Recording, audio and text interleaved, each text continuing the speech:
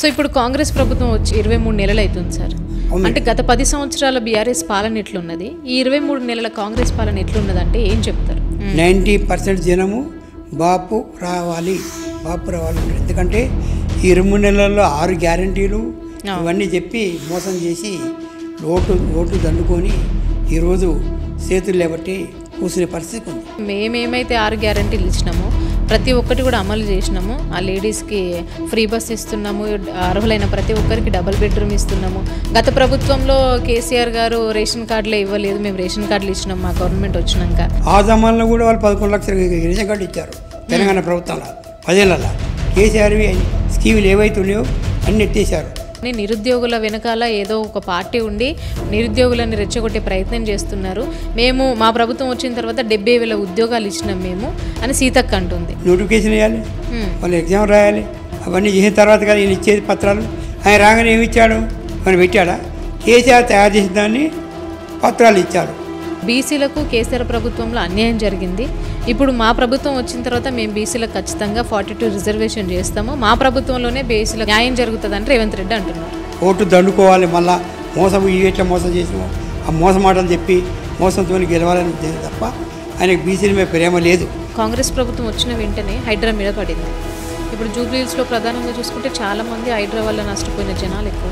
ఉన్న కొడుకు చెప్పకు కొట్టిండు ఎవడన్నా, మళ్ళీ వచ్చి మంచిగా భుజాలు దొరుకు మంచిగా భుజం చేయబెట్టి మంచిగా తినిపించి తాపించి ఎన్ని చేసినా నా మనసులో ఏముంటుంది, ఈ కొడుకు నేను దెబ్బ కొట్టాడు మీరు ఎట్లా తొక్కాలని ఉంటుంది. బీఆర్ఎస్ పరిస్థితి ఎట్లుంది? కేసీఆర్ పూలలో పెట్టి ఇస్తారు పల్లెముల సీఎం.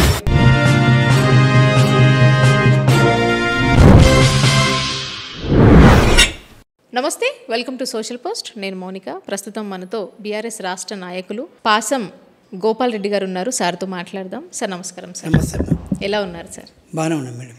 Thank you sir. అంటే బీఆర్ఎస్ ప్రచారంలో బిజీగా ఉన్నా కూడా బీఆర్ఎస్ అంటే జూబ్లీహిల్స్ పరిస్థితుల గురించి మాట్లాడదామంటే వెంటనే ఇంటర్వ్యూ ఇచ్చారు. Thank you so much. So అంటే బీఆర్ఎస్ ఇప్పుడు ప్రస్తుత పరిస్థితులు ఎట్లున్నాయి? బీఆర్ఎస్ పరిస్థితులు మంచిగానే ఉన్నాయి మేడం, మంచిగా ఉన్నాయని మేము చెప్తాను. ఎందుకంటే బీఆర్ఎస్ అంటే కేసీఆర్ అంటే తెలంగాణ అంటే ప్రజలు. ఈ మూడే మనకు తెలంగాణకు కారణం. ఫస్ట్ కేసీఆర్, తెలంగాణ, ప్రజలు, ఈ మూడు కలిస్తేనే మనకు బీఆర్ఎస్ పార్టీ మంచిగా ఉంటుందని మా ఉద్దేశం. సో ఇప్పుడు కాంగ్రెస్ ప్రభుత్వం వచ్చి 23 నెలలు అవుతుంది సార్. అంటే గత 10 సంవత్సరాల బీఆర్ఎస్ పాలన ఎట్లున్నది, ఈ 23 నెలల కాంగ్రెస్ పాలన ఎట్లున్నది అంటే ఏం చెప్తారు? ఈ 23 నెలల పరిస్థితి ఎట్లుందంటే కేసీఆర్ చేసిన పరిస్థితులు వేరు. కేసీఆర్ని ఈరోజు కూడా ప్రతి ఒక్కరు నోట బాపు అంటారు. బాపు అనోళ్ళు లేనేలేరు. 90% జనము బాపు రావాలి అంటారు. ఎందుకంటే ఈ 23 నెలల్లో 6 గ్యారంటీలు 420 గ్యారెంటీ చెప్పడము ఇవన్నీ చెప్పి మోసం చేసి ఓట్లు దండుకొని ఈరోజు చేతులు లేబట్టి కూర్చునే పరిస్థితి ఉంది. ఇప్పుడు కాంగ్రెస్ ఇచ్చినటువంటి 6 గ్యారెంటీలు అమలు చేస్తున్నామని కాంగ్రెస్ నాయకులు అంటున్నారు. సో మీరేమంటారు? అమలు చేశారా? అసలు అమలు చేసే అవకాశాలు ఉండొచ్చా? మేమేమంటే బస్సు ఒకటి తప్ప కానీ ఏమి చేస్తలేరు. ఏమి షోపుట అట్లా 10 మందికి ఇచ్చి 100 మందికి ఇచ్చినట్టుగా పాలాభిషేకం చేసుకొని జరుగుతుంది. రైతు బంధు కానీ, తర్వాత కళ్యాణ లక్ష్మి కానీ, తర్వాత ఈ రైతు బీమా కానీ, తర్వాత చాలా విషయాలు కూడా ఏది కూడా లోన్ మాఫీ కూడా అన్నారు. మేము వచ్చిన తెల్లారే 9వ తారీఖు నాడే చేస్తా 2 లక్షలు వేసుకొని చెప్పిండు. 2 రోజుల ముందు 2 days బిఫోర్ చెప్పిండు. కానీ 2 లక్షలు కాదు, ఈ రోజులకు 50,000 కారణంలో కూడా చాలామంది ఉన్నారు. 100 మందిలో ఒక 40 మంది చేసి 60 మందికి చేయకుండా పాలాభిషేకం చేసుకునే పరిస్థితులు ఉన్నాయి. ప్రతి ఒక్కటి, అదొకటే కాదు, ప్రతి ఒక్కటి కళ్యాణ లక్ష్మి కానీ, రైతు బంధు కానీ, పెన్షన్ కానీ, పెన్షన్ కూడా ఏం చెప్పారు, తాతకు అవ్వకు 4,000 అని చెప్పాడు. ఈయన ఒక తాతకి ఇస్తున్నాడు, నేను తాతకు అవ్వకు 4,000 ఇస్తాను. తాతకు ఇంట్లో కోడలకు మరి అత్తమామని పైలాడుకుంటా చుట్టం వస్తే కోడి వేయాలంటే మరి 2,500 నేను నెలకి ఇస్తాను అని చెప్పడం జరిగింది. అట్లాగే కళ్యాణ లక్ష్మి ధరితే పెళ్ళి అయితే తులం బంగారము 1,00,000 రూపాయలే కాకుండా తులం బంగారం ఎక్స్ట్రా ఇస్తానని చెప్పడం జరిగింది. అదే కాకుండా స్టూడెంట్స్కు లేడీస్కి అందరికీ స్కూటీ ఇస్తానని చెప్పడం జరిగింది. అన్ని కలబుల్ మాటలు చాలా చెప్పి ఈరోజు రోడ్లు దండుకొని ఈరోజు చేతులు లేబట్టి ఏం చేస్తాను నన్ను నాకు లేవు లంక బిందెలు అనుకున్నాడా లంక బిందెలు లేవు ఈడ చూస్తే ఈడ లేవు ఈడ చూస్తే ఈడ లేదు అని చెప్పడం జరుగుతుంది. కల్లబుల్ మాట చెప్పి ఓన్లీ కేసీఆర్ని చెప్పకుండా ఏ రోజైనా పాపం గడుపుకుంటురా. కేసీఆర్ బీఆర్ఎస్ పార్టీ పేరు చెప్పకుండా ఏ రోజైనా ఏ గంట అయినా ఏ మీటింగ్లు అయినా ఆయన పేరు లేవటకుండా వీళ్ళు మీటింగ్ జరుపుతురా. చెప్పలేరు, వాళ్ళకు ధైర్యం లేదు, వాళ్ళకి అర్థమైంది. అంటే ఇప్పుడు కాంగ్రెస్ నాయకులు ఏమంటున్నారు సార్ అంటే మేమేమైతే 6 గ్యారంటీలు ఇచ్చినామో ప్రతి ఒక్కటి కూడా అమలు చేసినాము. ఆ లేడీస్కి ఫ్రీ బస్ ఇస్తున్నాము, అర్హులైన ప్రతి ఒక్కరికి డబుల్ బెడ్రూమ్ ఇస్తున్నాము. గత ప్రభుత్వంలో కేసీఆర్ గారు రేషన్ కార్డులే ఇవ్వలేదు, మేము రేషన్ కార్డులు ఇచ్చినాము మా గవర్నమెంట్ వచ్చినాక. అసలు వాళ్ళ ప్రభుత్వంలో సన్న బియ్యమే లేవు, మేము సన్న బియ్యం ఇస్తున్నాము అని చెప్తున్నారు కదా. సన్న బియ్యం అనేది రేషన్ కార్డు ఎందుకు ఇవ్వలేదు? ఆ జమాన్లో కూడా వాళ్ళు 11 లక్షలు రేషన్ కార్డు ఇచ్చారు తెలంగాణ ప్రభుత్వంలో 10 ఏళ్ళల్లో ఇచ్చారు. ఏం చెప్తారు? తర్వాత వాళ్ళు బియ్యం ఇచ్చారు, తర్వాత ఇది బతుకమ్మ చీరలు ఇచ్చారు, తర్వాత ముస్లింకు రంజాన్కు తోప ఇచ్చారు, క్రిస్టియన్స్కి ఇచ్చారు, అవన్నీ ఇచ్చారు. ఇవన్నీ ఎక్కడ పోయినాయి? కేసీఆర్ కిట్ ఇచ్చారు. కేసీఆర్ కిట్ ఆడపిల్ల పడితే 13,000 కిట్టు, మగపిల్లలు పడితే 12,000 కిట్టు. ఇవన్నీ ఎక్కడ పోయినాయి? అన్నీ ఎత్తేసారు. కేసీఆర్వి స్కీములు ఏవైతే ఉన్నాయో అన్నీ ఎత్తేసారు. ఆయన ఏం చేయమంటున్నాడు? కేసీఆర్ నామరూపాలు ఇక్కడ చేస్తానని చెప్పడం జరిగింది. కేసీఆర్ నామరూపాలు చేయొద్దంటే సెక్రటరీ ఆయనే కట్టాడు, డాక్టర్ అంబేద్కర్ బొమ్మ ఆయనే పెట్టాడు. మరి ఇవన్నీ బ్రిడ్జిలు ఇప్పుడు ఈ సిటీలో మొత్తం బ్రిడ్జిని ఆయనే కట్టాడు. మరి అవన్నీ లేకుండా చేస్తాడా? అది మూర్ఖత్వం తప్ప. వాళ్ళు కరెక్ట్గా ప్లాన్ ప్రకారంగా సీఎంకు అవగాహన లేని వ్యక్తిని పెట్టి ఈరోజు మొత్తం తెలంగాణను ఇంకో 10 ఏళ్ళు ఇంకా చేసే పరిస్థితికి వచ్చింది తప్ప ముందుకు పోయే పరిస్థితి లేదు. మళ్ళా కేసీఆర్ వస్తేనే మళ్ళా దీన్ని సరిదిద్దుకుంటూ పోతేనే మళ్ళా తెలంగాణ మళ్ళీ ఉంటుంది. లేకపోతే మళ్ళీ తెలంగాణ ఇంకా పోయింది. ఇప్పటికే ఆ పరిస్థితి ఉంది కాంగ్రెస్ వల్ల. ఓన్లీ ఒక బస్సు తప్ప ఏ కూడా చెప్తే కదా 10 ఇవ్వాలి, కనవే కొట్టాలి, 10 మందికి ఇవ్వాలి, పలాశకం చేసి తెల్లారు కథం అయిపోయి. ఇండ్లు కూడా ఇంద్రం ఇండ్లు కూడా ఊరికి ఒక్కొక్క ఊళ్ళో 30-40 అని చెప్పారు, 3 ఇచ్చారు. 30-40 చెప్పిన వాళ్ళు 3 ఇస్తారు. ఆ పరిస్థితి ఏంటంటే చూపుటం అన్నం ఇచ్చినవా లేదా అదే పరిస్థితి. మరి స్కూటీ ఎక్కడ ఇచ్చిర్రా? తాతాకు 4,000 ఇచ్చిర్రా? లేడీస్కి 2,500 ఇచ్చిర్రా? తులం బంగారం ఇచ్చిర్రా? ఇవన్నీ ఉన్నాయి కదా. 15,000 ఇస్తున్నాడు. రైతు భరోసా ఇచ్చిండా? అయ్యే కొట్టిండు 12,000కి వచ్చిండు. అన్నీ అట్లా మోసం. రేవంత్ రెడ్డి పాలనే మోసం పాలన. కాంగ్రెస్ అంటేనే అవినీతి పాలన. కాంగ్రెస్ అంటేనే ప్రజలకు మోసం పాలన అని అర్థమైంది జనాలకు. 23 నెలలు చేసింది ఏం లేదు, శూన్యం. మళ్ళీ 10 ఏళ్ళు కాంగ్రెస్ అనేది భూస్థాపితం అయిపోద్ది. 10 ఏళ్ళు ఇంకా పోద్ది తప్ప మళ్ళీ కాంగ్రెస్ నిలబడే వ్యక్తి కూడా. ఎందుకంటే ఇప్పుడు 1,000,000 మంది మహిళలతో నేను మళ్ళీ తెలంగాణ సీఎం అవుతాను రేవంత్ రెడ్డి అంటున్నాడు కదా. 1,000,000 మంది మహిళలను కోటీశ్వరులు చేస్తా అన్నాడు. కోటీసు చేయాలంటే ఎన్ని అసలు ఉన్నే ఇస్తలేడు. 1,000,000 మందికి కోటీసు అంటే ఎన్ని కోట్లు అయితే లెక్క తెలుసు ఆయనకు. ముందు ఎన్ని కోట్లు అయితే చెప్పాలి ఫస్ట్. ఆ కోట్లు డబ్బులు మనకు బడ్జెట్ కూడా లేదు, అంత బడ్జెట్ కూడా లేదు. ఇవన్నీ కళ్ళబొల్లి మాటలు మేడం, ఇవన్నీ నిజమైనవి కావు. ఏదో పబ్బం కట్టుకోవడానికి ఆ రోజుకు ఆ పూటకు గెలవాలి, మనం పదవిలో ఉండాలి, పేరు తెచ్చుకోవాలని తప్ప ఏదో పర్మనెంట్ సొల్యూషన్ కాదు. కేసీఆర్ చేసి ఏ పని కూడా చెప్పకుండా చాలా చేశాడు ఆయన. చెప్పకుండా రైతు బంధు ఇస్తే ఎవరు చెప్పలేదు. ఆయన లోన్ మాఫీ చేశాడు, రైతు బంధు ఇచ్చాడు, గొర్రెలు ఇచ్చాడు, ఎస్సీలకు అది ఇచ్చాడు, 10 లక్షలు ఇచ్చాడు. చెప్తున్నా ఈ రకంగా ఇచ్చాడు. కానీ ఇది ఏది లేదు, ఆయన చెప్పలేవన్నీ చెప్పుకుంటూ ఇచ్చాడు. మరి అవన్నీ ఇవన్నీ బతుకమ్మ చీరలు ఇచ్చాడు, రంజాన్కి ఇచ్చాడు, కిచెన్స్కి ఇచ్చారు, బట్ ఇచ్చారు ఇవన్నీ. మరి ఇవన్నీ చెప్పకుండా ఇచ్చినవి, ఇవన్నీ చెప్పిచ్చినవి వేరు, ఈయన చెప్పినవి లేదు, చెప్పనేటి ఇంకా ఈయన చెప్పినవే ఎగ్గొట్టిన మొత్తం. ఓన్లీ ఒక బస్సు ఒకటి నడుస్తుంది. ఆ బస్సులో కూడా రోజు మా జాకెట్ గురించి చెప్తుంది, మా చీర చెప్తుంది, మా జుట్టు కూస్తుంది, మా మొగల మట్టి లేపుతారు. ఆ పరిస్థితి ఉంది. కొట్టాడ పెట్టి ఉండే లేడీస్కు అది పరిస్థితి. ఇప్పుడు నిరుద్యోగులకి అంటే జాబ్లు ఇవ్వలేదు అని నిరుద్యోగుల వెనకాల ఏదో ఒక పార్టీ ఉండి వాళ్ళని ఇట్లా నిరుద్యోగులను రెచ్చగొట్టే ప్రయత్నం చేస్తున్నారు. మేము మా ప్రభుత్వం వచ్చిన తర్వాత 70,000 ఉద్యోగాలు ఇచ్చినాం మేము అని సీతక్క అంటుంది. ఇంకా నోటిఫికేషన్లు ఇస్తాము, మీరు కావాలనే దుష్ప్రచారం చేస్తున్నారు ఇట్లా కాంగ్రెస్ మీద అని సీతక్క అంటుంది. సో ఆమె మాట్లాడిన మాటలను ఏ విధంగా చూడవచ్చు? నిజంగానే ఇచ్చారా 70,000 ఉద్యోగాలు వచ్చాయి? సీతక్క చెప్పిన, రేవంత్ రెడ్డి చెప్పిన అన్ని ఒట్టి మాటలు. అంతా కేసీఆర్ గారు తయారు చేసి ఓన్లీ పత్రాలు ఇచ్చేది ఉండే వాళ్ళకు. ఆ పత్రాలు ఇచ్చే టైంలో ప్రభుత్వం పోయింది. ఆ పత్రాలు వచ్చి ఈయన వచ్చి ఇచ్చి నేను చేసినట్టుండు. నోటిఫికేషన్ వేయాలి, వాళ్ళు ఎగ్జామ్ రాయాలి, అవన్నీ చేసిన తర్వాత కదా ఈయన ఇచ్చేది పత్రాలు. ఆయన రాగానే ఏమి ఇచ్చాడు? ఏమైనా పెట్టాడా? కేసీఆర్ తయారు చేసిన దాన్ని పత్రాలు ఇచ్చాడు లాల్ బహదూర్ పెట్టి.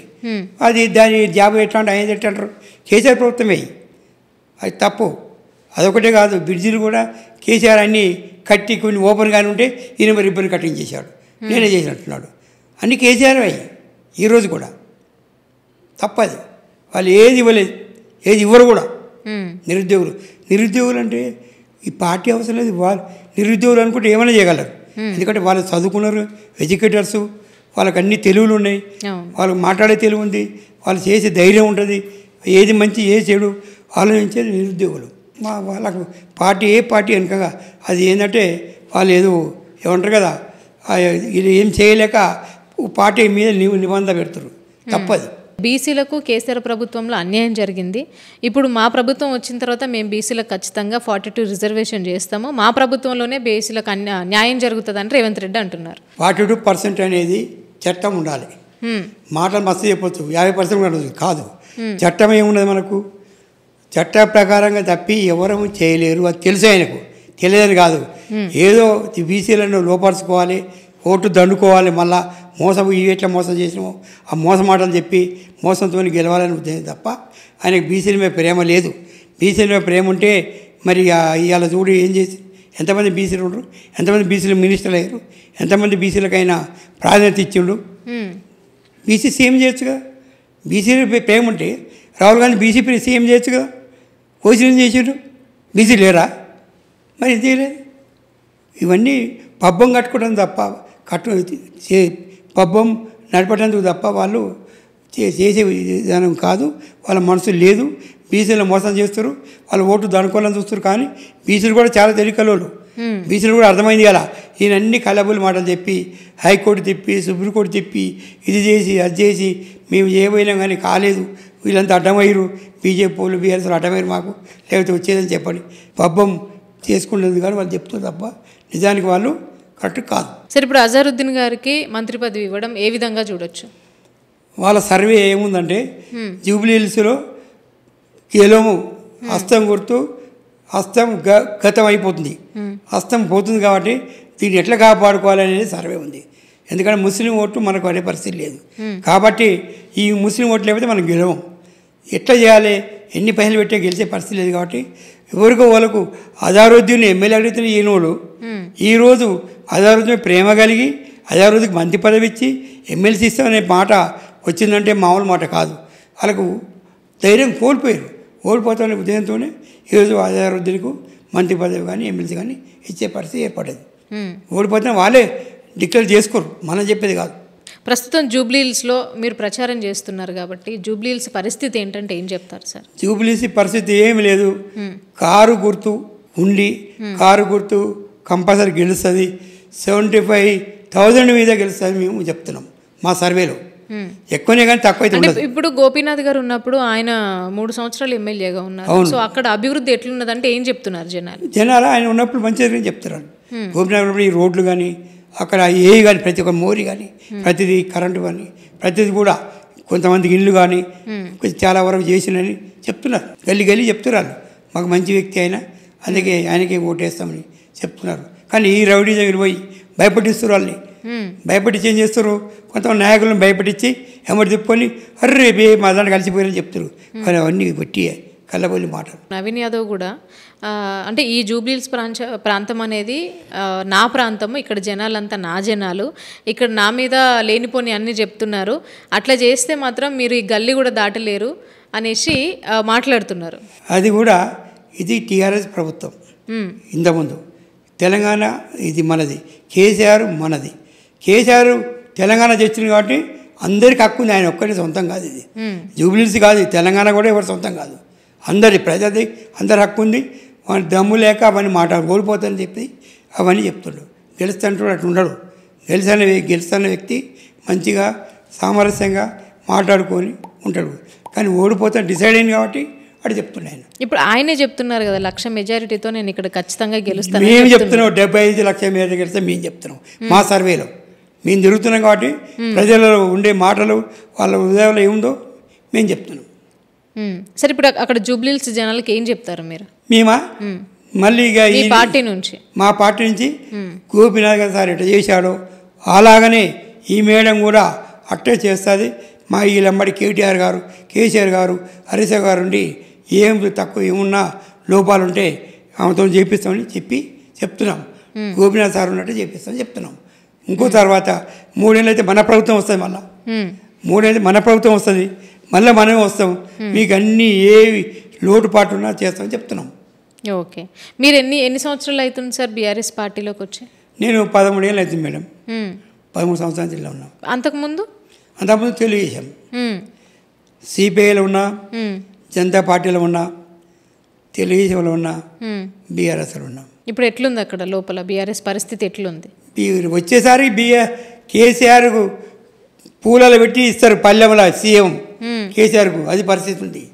ఏంది ఇప్పుడు జనరల్ ఎలక్షన్ వస్తే ఇప్పుడు వీళ్ళు మంత్రులు గింతులు ఎవడు ఉండడు, ఎవరు బాగా ఉండడు. ఊర్లలో పరిస్థితులు ఎట్లున్నాయి మంచిగా ఉన్నాయి ప్రస్తుతం? ఇప్పుడు అంటే ఈ ప్రభుత్వంలో పరిస్థితులు ఎట్లున్నాయి? ఇప్పుడు కూడా జెడ్పీటీసీ కానీ ఎంపీటీసీ కానీ సర్పంచ్ కానీ 80% వస్తారు. ఎలక్షన్ పెడితే 80% బీఆర్ఎస్ వస్తాయి. మొన్నటి వరకు ఇక్కడ కాంగ్రెస్లో అండ్ మన పొంగులేటి గారికి కొండ సురేఖ గారికి ఒక వివాదం జరిగింది. అది సద్దుమణిగినట్టయినా ఇప్పుడు అది సద్దుమంటే ఇట్లా ఆడవిళ్ళ కాడిపోయింది, బిడ్డ కాడిపోయింది ఆ పంచాయతీ. ఇక్కడ కూడా కాదు, అవును, వాళ్ళ బిడ్డ వరకు వెళ్ళింది. మినిస్టర్ బిడ్డ కాడికి పోతుంది ఆ పంచాయతీ. ఎక్కడ ఎంత హీనం అయిపోయింది వాళ్ళు. తర్వాత ఈయన మన కృష్ణారావు గారు మంత్రి గారు, జూబిల్ కృష్ణారావు గారు ఏం చెప్పారు, వాళ్ళు ఒక హామీ అడిగారు వాళ్ళ ఊళ్ళో అక్కడ ఏరియాలో, అయ్యా నేను హామీ ఇవ్వలేను, మరోసారి ప్రభుత్వం వస్తారా రాదు, మరోసారి నేను పడతానని ఇవ్వను, నేను చెప్పలేను. ఒక మంత్రి అన్నాడు అమ్మా, ఇంక మనం చెప్పేది అవును, వాళ్ళ పార్టీ మంత్రి అన్నాడు, మామూలు వ్యక్తి కాదు, మామూలు కార్యకర్త అంటే వేరు. ఒక మంత్రి అన్నాడు జూబిల్ కృష్ణారావు గారు, అంతకనక్కి ఉంటుంది ప్రూఫ్, అంతకనక్కి ఉంటుంది. అంటే వాళ్ళకే దడ ఉంది లోపల, గెలుస్తామా గెలవమా, మళ్ళీ మన పార్టీ వస్తుందా రాదా నువ్వు వాళ్ళే చెప్పుకుంటారు, మనం చెప్పి అవసరం లేదు. ఓకే. అంటే ఇప్పుడు కాంగ్రెస్ ప్రభుత్వం వచ్చిన వెంటనే హైడ్రా మీద పడింది. ఇప్పుడు జూబ్లీహిల్స్లో ప్రధానంగా చూసుకుంటే చాలామంది హైడ్రా వల్ల నష్టపోయిన జనాలు ఎక్కువ ఉంటారు. అంటే అక్కడ జనాల పరిస్థితి ఎట్లున్నది హైడ్రా వల్ల ఇబ్బంది పడిన జనాలు?